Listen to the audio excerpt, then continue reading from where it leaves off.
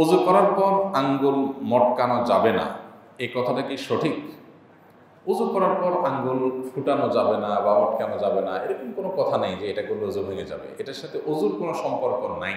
তবে নামাজের মধ্যে আঙ্গুল ফুটে অনেকে, বিশেষ করে মিডল ইস্টে ইয়াং ছেলেদের মধ্যে এটা খুব বেশি দেখা যায় যে নামাজের মধ্যে ইমাম সাহেব লম্বা কেরাত পড়তেছে, তার কাজ নাই, তো কি করবে সে? এ বসে বসে আঙ্গুল ফুটে এরকম করে প্রায় পোলাপানকে দেখা যায় এই টাইপের করে।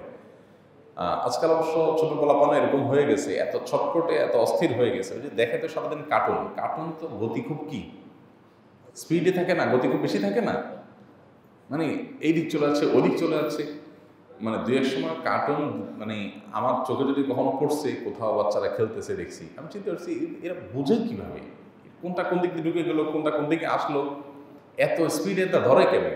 যাই হোক, এই সমস্ত দেখতে দেখতে পোলাপান কি হয়ে যায় আজকাল, ছটপটে হয়ে যায়। এই জন্য অনেক গবেষণা বলছে মানুষের কনসেন্ট্রেশন, মানুষের যে মনোযোগ যে কোনো কাজের প্রতি, এটা মানুষের উন্নতির মূল সূত্র। মানুষ আত্ম উন্নয়ন করতে পারে তার মনোযোগ দিয়ে।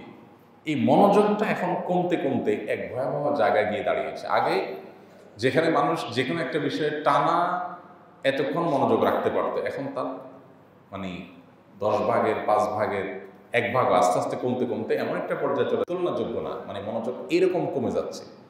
তো বাচ্চাদের মধ্যে ছটফটে ভাব যে একটা কাজ বেশিক্ষণ করতে পারে না, ছটফট করতে থাকে। এই জন্য আমাদের মধ্যে অনেকে দেখে আরে বসে বসে কাজ নাই, তাহলে কি করি, কিছুক্ষণ শুনছি এবার একটু আঙ্গুল ফুটাই, আঙ্গুল ফুটানোর শেষে একটা বোতল ঠিক করি, এবার একটা দাড়ি ঠিক করি, এবার একটা টুপি ঠিক করি, এবার এই করি সে করি, মানে ছটফটে একটা ভাব চলে আসছে।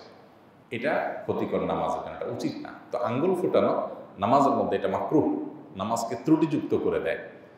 আর এমনিতে সাধারণ অবস্থায় আঙ্গুল ফুটানো প্রশংসনীয় কাজ না হাদিসের আলোকেও, জেনারেল টাইমেও। আর আমি যতটুকু জানি ডাক্তাররাও এটা নিষেধ করেন, এটা মানুষের স্বাস্থ্যের জন্য ভালো কিছু না। তো অনেকে এটা খুব পছন্দ করেন, সেটা ভিন্ন বিষয়। বাট ওযু করার পর আঙ্গুল ফুটানো নিষেধ এমন কোনো কথা নেই। জেনারেলি আঙ্গুল না ফোটানো, বিশেষ করে নামাজের মধ্যে ফুটালে সেটা আলাদা করে নিষিদ্ধ।